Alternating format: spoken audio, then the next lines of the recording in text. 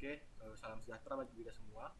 Di sini saya Ramadhan Bangun dengan NIM 19140118. Nah, jadi di sini tuh saya akan membahas mengenai struktur daripada agent-agent. Nah, di mana agent-agent itu sendiri adalah seperti simple reflect agent, model based reflect agent, goal based agent, dan utility based agent.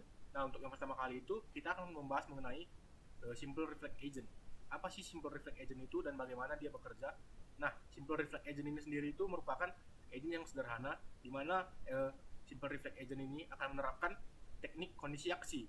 Nah, jadi dia itu akan agent ini akan beraksi dengan kondisi yang terjadi saat ini, di mana dia akan menghiraukan kondisi yang terjadi sebelumnya ataupun histori daripada persepsi itu dia tidak akan memperdulikannya. Jadi agent ini sendiri akan beraksi jika kondisi tertentu itu jika terjadi kondisi tertentu, maka agent ini akan melakukan suatu aksi. Nah, untuk contoh itu ada seperti pembahasan kita pada pertemuan lalu, yaitu mengenai agent vakum, di mana robotik agent vakum ini dia akan membersihkan ruangan itu jika terjadi suatu persepsi di mana ruangan itu kotor, ya kan. Jadi agent ini itu sendiri akan menerima persepsi tersebut dan kemudian menjalankan aksi di mana dia akan membersihkan kotoran tersebut. Kemudian dia akan berpindah tempat, kemudian agent ini akan berpindah tempat ke kiri ataupun ke kanan. Kemudian dia akan menerima persepsi lagi apakah tempat itu kotor juga atau tidak. Kemudian dia akan melakukan aksi lagi. Nah, untuk arsitekturnya itu ada seperti ini.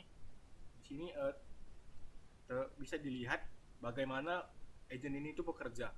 Di sini dia mengambil sensornya daripada lingkungan ini, kemudian dia mengambil maksud saya itu dia mengambil persepsi daripada sensor, ya kan. Kemudian dia melihat kondisi aksinya, kemudian apa yang dilakukannya terhadap kondisi yang terjadi saat ini. Nah, jadi agent itu akan bekerja seperti itu. Untuk contoh lainnya itu bisa seperti heat detector yang ada pada gedung-gedung besar. Jadi heat detector di sini saya akan heat detector itu anak-anak di sini kan. Jadi contohnya itu seperti ini. Heat detector ini dia akan memberikan memberikan alarm ataupun sebuah pertanda di mana suhu itu telah mencapai 50 derajat Celcius hingga 60 derajat Celcius. Jadi alat ini itu akan memberikan peringatan di mana adanya terjadi kebakaran. Nah, ini merupakan salah satu contoh penerapan daripada agent yang saya jelaskan tadi. Ataupun bisa contoh yang lain itu seperti game tic-tac-toe. Nah, di sini agent itu akan bekerja berdasarkan persepsi yang terjadi saat ini. Contohnya itu jika saya membuat di sini, nah agent ini sendiri itu akan melakukan aksi sesuai dengan persepsi yang terjadi yang saat ini. Kemudian jika saya buat di sini lagi, dia akan membuat aksi di mana dia akan menutupi saya agar saya tidak menang. Kurang lebih contoh daripada agent ini sendiri itu seperti ini. Selanjutnya itu ada model based reflect agent. Agent ini sendiri hampir mirip seperti simple reflect agent, hanya saja bedanya dia memanfaatkan yang namanya percept history.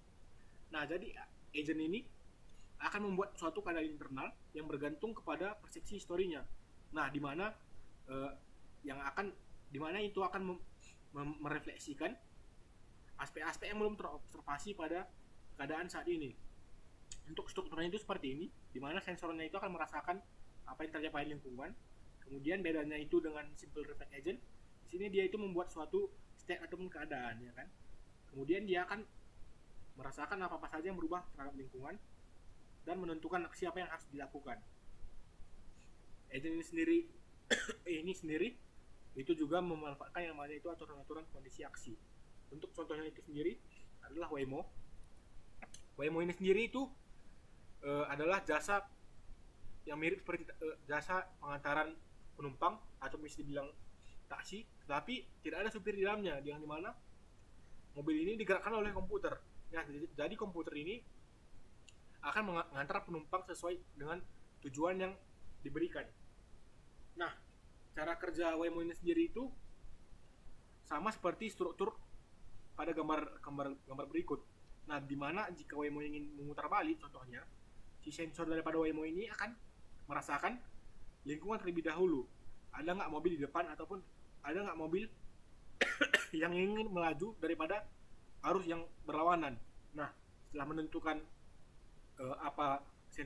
setelah sensor menentukan apa kondisi saat ini, si agent ini membuat lagi suatu state, di mana state ini berdasarkan terhadap apa yang dirasakan sensor. Kemudian dia akan menentukan aksi apa yang harus dilakukan. Nah, setelah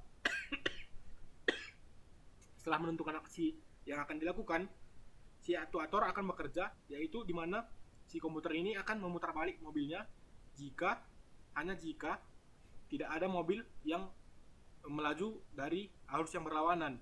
Sama seperti jika mobil ingin mengerem, si sensor ini akan mengamati terlebih dahulu apa saja objek yang ada di sekitar lingkungannya, kemudian dia akan membuat state di mana dia akan memanfaatkan state ini untuk melakukan aksi selanjutnya. Nah, kurang lebih contohnya adalah seperti berikut.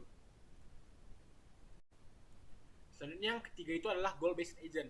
Nah, agent ini sendiri itu bekerja berdasarkan goal yang diberikan terlebih dahulu ataupun tujuan yang ditetapkan di awal.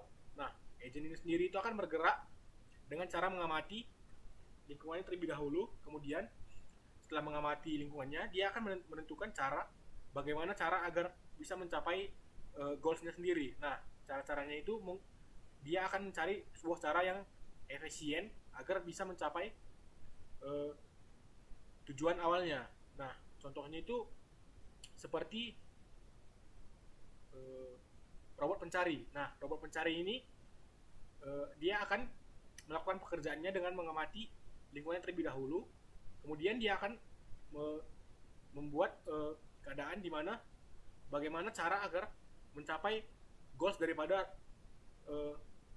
mesin robot pencari tersebut, di mana dia akan mengangkut barang, tetapi dia akan menentukan terlebih dahulu bagaimana pergerakan yang efisien agar bisa mencapai goals tersebut. Nah, contoh keduanya itu ada di dalam game Tom Clancy ya, di mana di mode story-nya kita akan mendapatkan AI teammates, di mana ketika karakter utama ini itu bisa dibilang di take down, nah AI daripada timnya ini sendiri itu akan menentukan bagaimana caranya agar dia bisa menyelamatkan karakter utamanya. Nah, dengan cara seperti yang saya jelaskan sebelumnya, di mana dia akan melihat dulu kondisi atau mengamati dulu bagaimana lingkungan di sekitarnya, ada musuh apa enggak ya kan.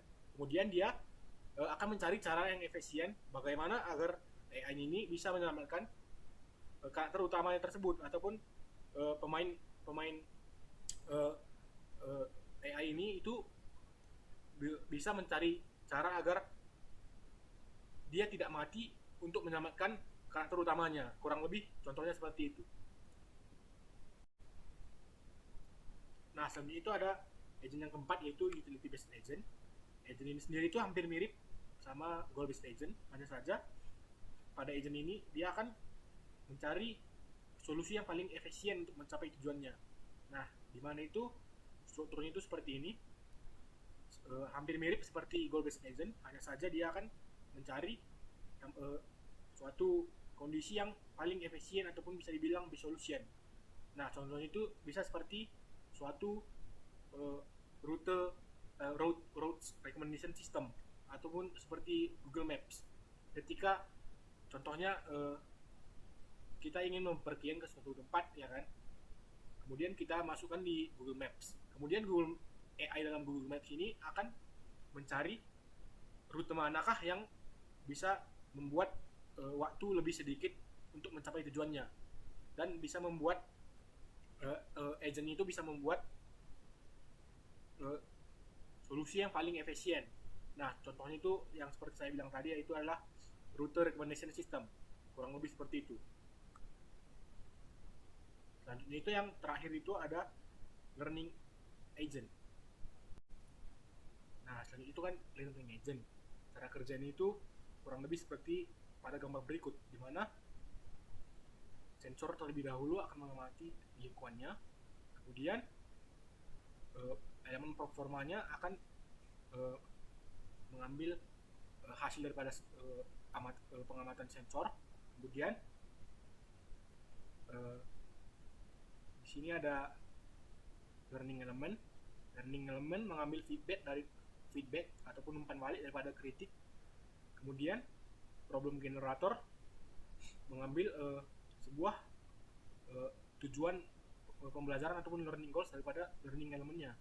Kemudian performance element tersebut mengambil problem generatornya, yaitu dimana bisa dibilang bahwa agent ini akan melakukan pembelajaran agar mencapai suatu agent yang lebih baik, dimana elemen performanya akan berubah sesuai dengan masukan daripada kritik tersebut.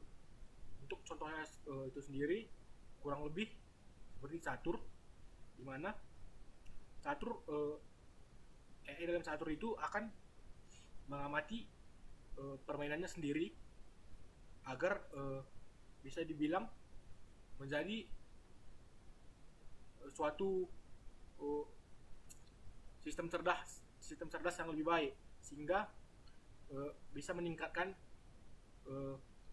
kesulitan di dalam gamenya. Kurang lebih contohnya seperti itu. Sekian saja yang dapat saya jelaskan mengenai kelima struktur legendnya. Jika ada kesalahan kata di dalam penjelasan video ini, saya mohon maaf. Terima kasih.